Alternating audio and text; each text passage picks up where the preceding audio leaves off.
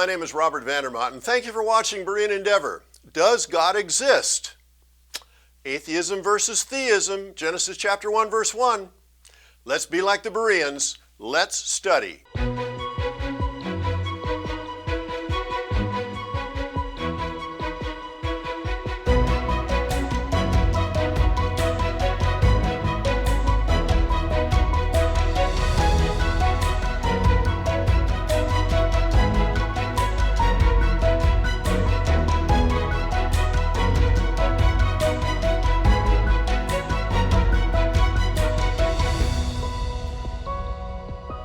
We always seem to have a lot to cover in a short amount of time here on Berean Endeavor, so let's just jump right into Genesis chapter 1, verse 1.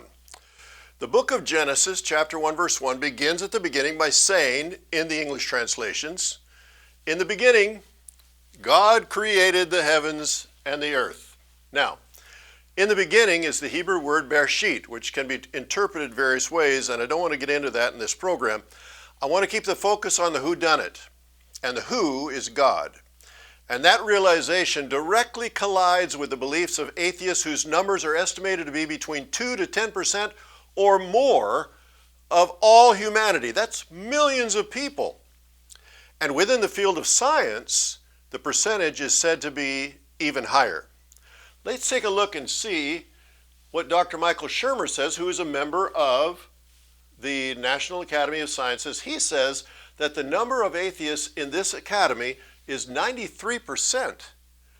And this particular source, members of the American Association for the Advancement of Science, were polled by Pew Research, and their numbers are much more optimistic, but still says that the number is 41% versus 4% of the entire population. Now, if those statistics are correct, they're very disturbing to me because of the overwhelming evidence in support of the existence of a creator.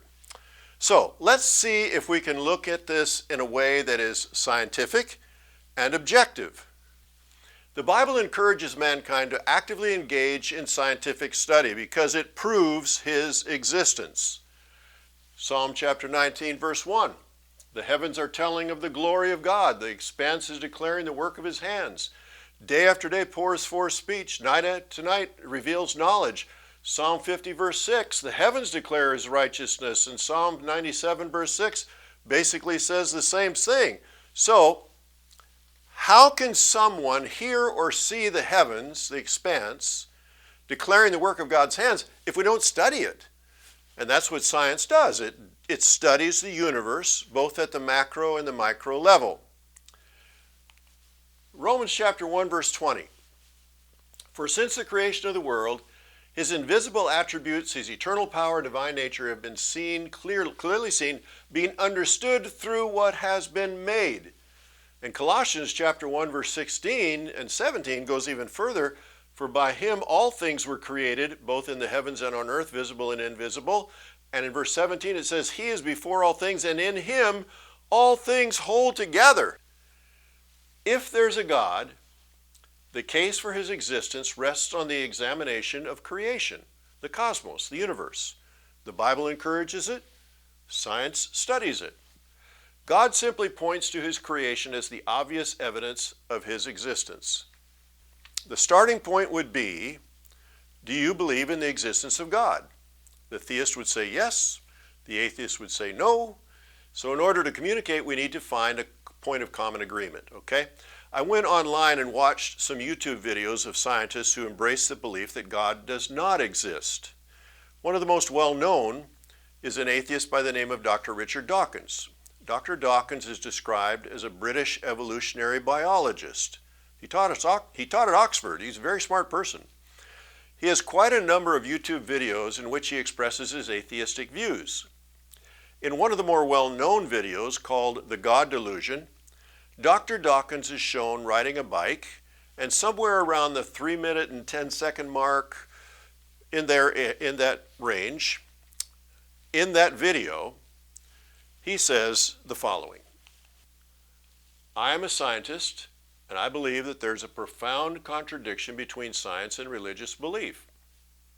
There is no well-demonstrated reason to believe in God, and I think that the idea of a divine creator belittles the elegant reality of the universe. The 21st century should be an age of reason. Now that's important. That can be a point where we can possibly agree. And then at the 4-minute and 10-second mark, approximately in that same video, the God delusion, science, we are told, this is Dr. Dawkins now, science, we are told, should not tread on the toes of theology, but why should scientists tiptoe respectfully away?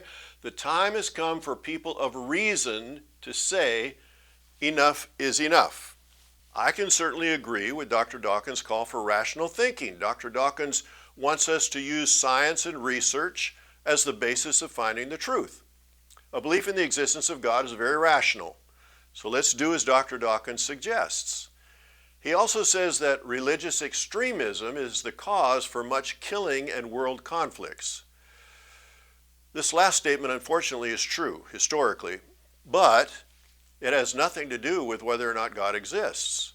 So I would caution that when this sort of personal view is presented that is outside the scope of the subject, let's stick to the subject. And the subject is, does God exist?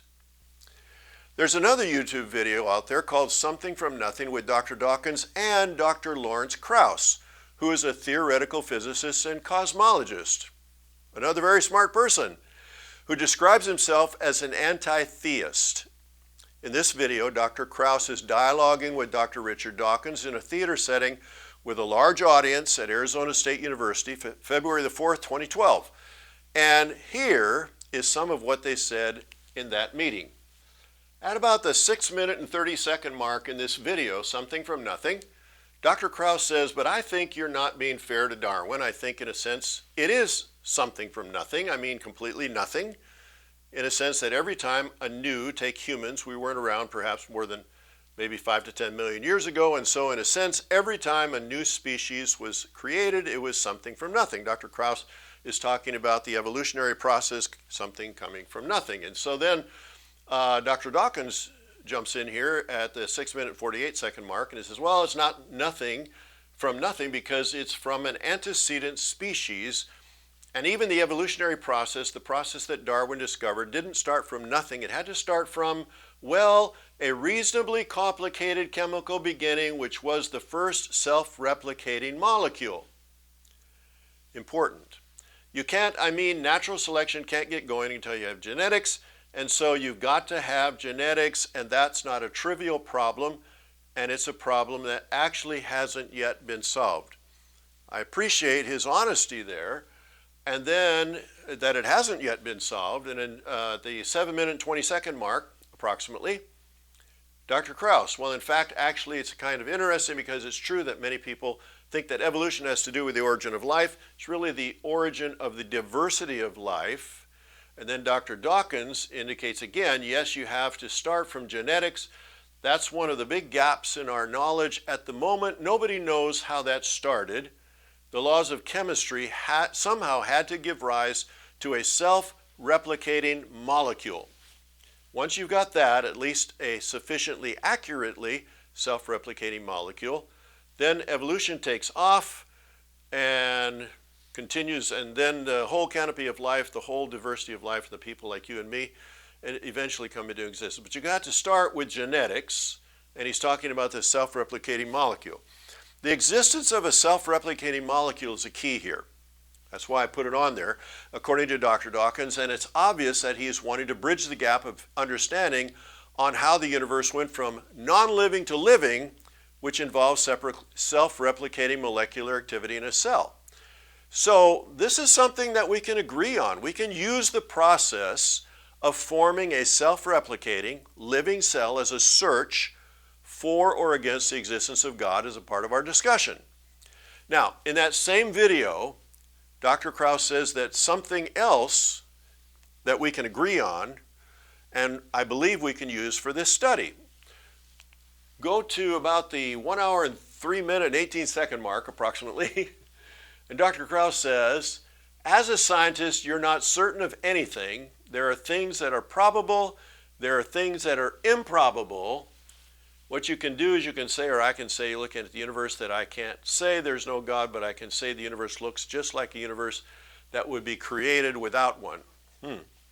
So from this statement, Dr. Krauss says he believes that in the study of science, there are no absolutes. There are no certainties, that there are probable and improbable things. There are things that are improbable, there are things that are probable, okay? So from what he said, I believe Dr. Krauss would agree to use probabilities to draw logical, rational conclusions. To me, this is a point of agreement that we can use in our study of whether or not God exists. So, to recap, to find common ground between the atheists and the theists, we should agree to use science, reason, and probability to determine an answer to the question, does God exist? We can use the probability of a simple self-replicating cell coming into existence and draw conclusions against scientifically accepted norms of random chance versus intelligent design. Since the jump from non-living to living is one of those unsolved mysteries in science, a gap of understanding, we can use those standards of agreement in examining the probability of a simple self-replicating living cell coming into existence by random chance without any direction from a designer or a creator.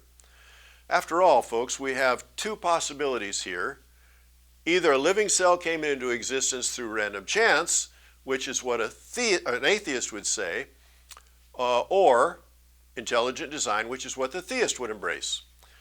Let's take a look first, according to a paper published in 2013 by the Italian Dr. Eva Bianconi.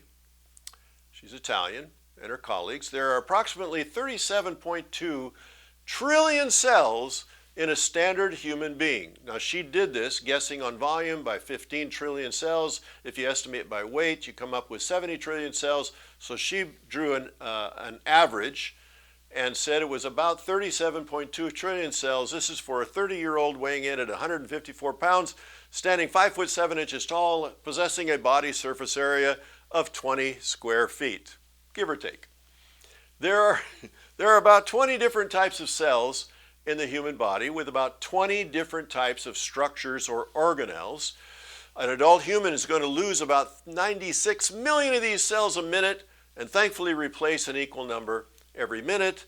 You have four elements of four amino acids. Proteins are one of the main building blocks of this cell. Proteins are made of amino acids, and amino acids are made of at least four elements: carbon, hydrogen, oxygen, and nitrogen. Some of them use sulfur, but we're going to keep this as simple as we can.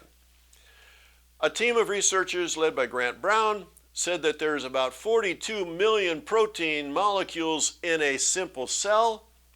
It takes about 20 million amino acids to form a protein in animals and plants. Some say 22, but we're going to try to keep this as simple as we can, and we're going to use 20. And then embedded in this cell are all of these various functions that have to be working perfectly together in order for this cell to function, to live, to self-replicate, and to continue in its existence. It's just an incredible microscopic machine. Again, we're going to start with the four elements needed to make the amino acid. Now we're going to cheat because we have to have the laws of physics to create the four required elements to make an amino acid, and we don't have an explanation of where the laws of physics came from. And if someone would say the laws of physics are eternal, then why is there a big problem in believing that there's an eternally existing God?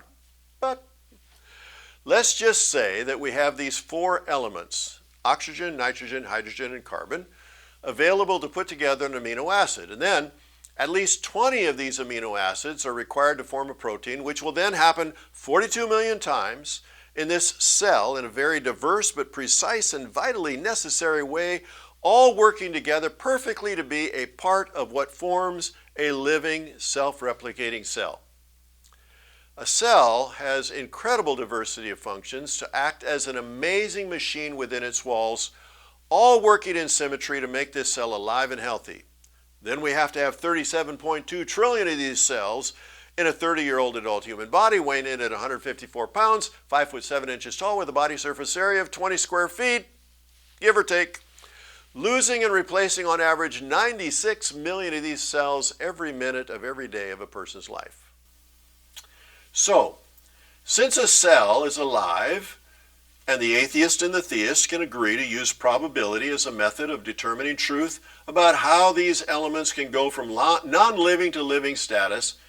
Can we put a scientific probability number to this? What is the probability? Remember, we wanted to use probability. What's the probability of a simple cell being formed by random chance? Well, there's an article named Cheating with Chance, written by Dr. Don Batten, published February the 27th, 2013. Dr. Batten has earned doctorates in biology and plant physiology from the University of Sydney. Very smart person. The probability number that Dr. Batten gives involves the assumption that the building blocks of the elements, atoms, are available which are needed to form the various types of molecular amino acids necessary to form the various types of proteins to ultimately form a simple cell. In the article that Dr. Batten writes, the probability of forming a simple cell given all the ingredients is 1 times 10 to the 57,800th power. Now, to put that in perspective, according to Dr. Batten, and collaborated by other articles I've read, the number of electrons, fairness, some say atoms, but Dr. Batten uses the term electron, so we'll stay with Dr. Batten's article, is 1 times 10 to the 80th power of the number of electrons in the entire universe. Dr. Batten says that if every electron would be another universe, there would still only be 1 times 10 to the 160th power of electrons in the universe in all of those other universes combined. These numbers are just so ridiculously high, it's very difficult to comprehend something so large. So let's take a look at another way that we can compare the number with something with which we are a bit more familiar. We know that a court of law will confidently convict someone of a crime using matching fingerprint evidence. Sir Francis Galton published an article in his 1892 publication, Fingerprints. And in that article, he shows that the probability of 2 matching fingerprints is 6.4 times 10 to the 10th power. The probability of 2 people having identical fingerprints. Now, in other words, there is 1 chance in 64 billion that 2 people can have the same set of fingerprints. And if your fingerprint is at a crime scene, you could be put in jail for that. More recently, the odds of a duplicate set of fingerprints have now been calculated to be 1 times 64 trillion. That's only 6.4 times 10 to the 13th power. That's 64 with 12 zeros behind it. So now really what we need to do is know the scientifically acceptable dividing line between credibility for random chance, that it would be possible, being a viable option, and where we cross that line into the realm of random chance being a mathematical impossibility. Dr. William Dembski received his earned doctorates in mathematics from the University of Chicago and in philosophy from the University of Illinois in Chicago. Very smart person. In his book, Intelligent Design, The Bridge Between Science and Theology, on page 166, he sets the threshold of reasonable conclusions for outcomes brought about by intelligent design over random chance to be 1 times 10 to the 150th power. In that same book, on that same page, he states that the French mathematician Émile Borel proposed the threshold to be 1 times 10 to the 50th power. So when you look at the 2 comparisons, he is incredibly more conservative, if you will, than Borel's, and yet both numbers pale next to the probability given by Dr. Batten of 1 times 10 to the 57,800th power for the formation of a simple, self-replicating cell to form by random chance without any intelligent design force directing its outcome. So what I wanted to do is to see if I could come up with a way to illustrate this on the big screen back here. So what I did is I put dashes, and I've got 6 lines, 1, 2, 3, 4, 5, 6, of dashes, each line containing 100 dashes. So in other words, each dash represents 1 times 10 to the 100th power. There's 100 dashes here, total of 6 lines. I've got 600 dashes, very small, but I had to fit them onto this screen.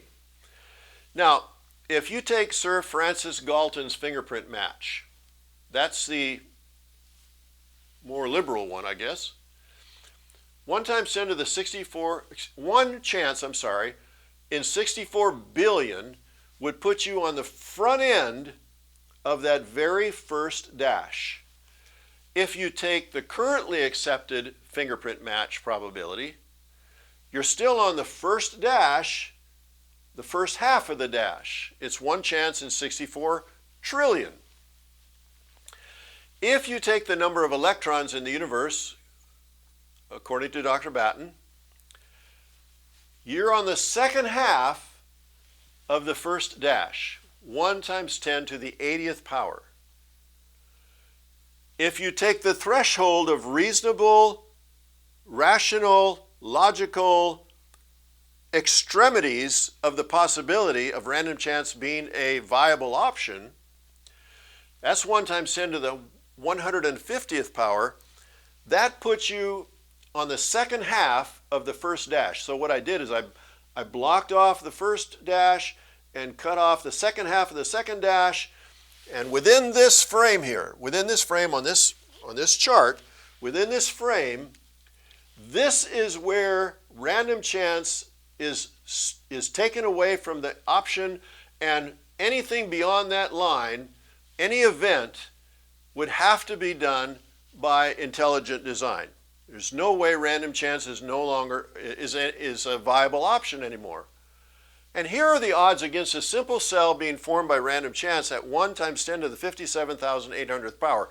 It wipes out all of the dashes except for the last 11.2 dashes of this chart. For anyone to accept this is beyond the pale. And again, I want to emphasize, I'm wanting to use science, reason, and probability. Those things that seem to be accepted by Dr. Dawkins, an atheist, and Dr. Krauss, an anti-theist, as benchmarks, guidelines for truth concerning how the universe took a jump from the non-living to the living status using the self-replicating cell. The information found on the DNA of one human being is the equivalent to a library of 1,500-page books. That's what we're told. DNA is not just a blob of matter. It's information. And that requires a designer, a creator, to accomplish this.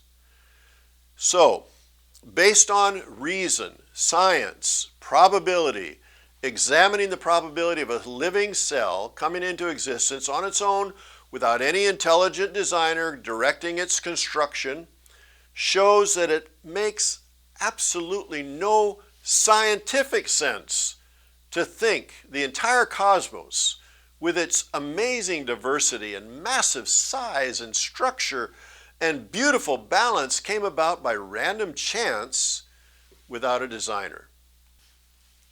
Let's go to the 1 hour and 3 minute mark, 18 second approximately. Dr. Krauss, in this same video, Something from Nothing, says this. We already talked about it earlier. As a scientist, you're not certain of anything. There are things that are probable. There are things that are improbable. What you can do is you can say, or I can say, looking at the universe, that I can't say there's no God, but I can say that the universe looks just like a universe that would be created without one. I'm just reminding you of what he said. So let's just jump over here earlier in that video, 24-minute, 50-second mark approximately. Dr. Krauss says, the example I give is when George Bush was president, he said intelligent design should be taught alongside evolution so kids would know what the debate's all about, and it really wasn't a stupid statement, it was ignorance, because he just didn't realize there's no debate. And he repeats it, there's no debate. But, and that's fine, I don't mean ignorant in a pejorative sense. I just mean he wasn't aware. Dr. Dawkins follows up by saying there wasn't a crime, you just don't want to consult a doctor who is ignorant. On the last slide, on the last quote, Dr. Krauss states that as a scientist, he cannot be certain of anything. In other words, everything can be challenged to find the truth. Very well. Yet earlier in that same YouTube video here, he is saying, as a scientist, that when debating between intelligent design and random chance, if he were presented with the findings of Dr. Don Batten, he presumably would not only take the 1 chance in 10 to the 57,800th power for the random chance answer for the origin of life, but he is insisting that there should be no debate on the subject. So the only viewpoint that can be taught to children and young adults and college and university students and anyone else in a learning institution has to be his viewpoint, random chance. That is so unscientific. Using one of Dr. Dawkins' library phrases, that's barking mad. I really like that one. Come on. Under no circumstances would Dr. Krauss or Dr. Dawkins or any other rational, reasonable person accept those odds and insist on closing debate against mathematically impossible theories like this, ever. So why would we ever deny our students at all levels, or anyone else for that matter, the opportunity to, at the very least, make a choice between random chance and intelligent design? Without bias involved, Dr. Krauss would actually be scientifically, mathematically correct when he says there's no debate, but it would not be in favor of random chance.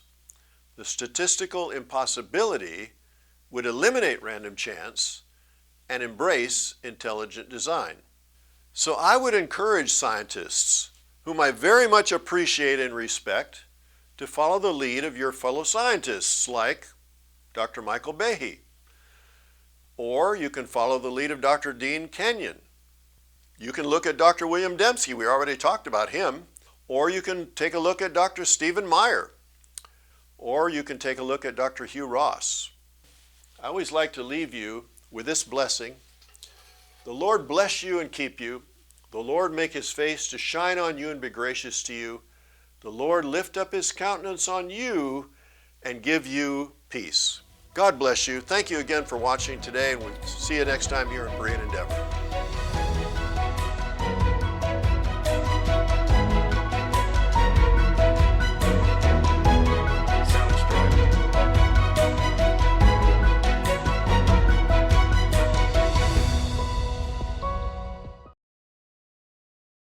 Hello, my name is Robert Vandermotten. Thank you for watching Berean Endeavor. Your financial and prayerful support is gratefully accepted. You can mail your support and words of encouragement to my address or via my website.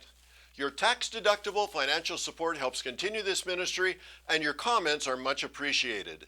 I want our half hour together to foster a hunger and respect for and confidence in God's Word. So let's be like the Bereans.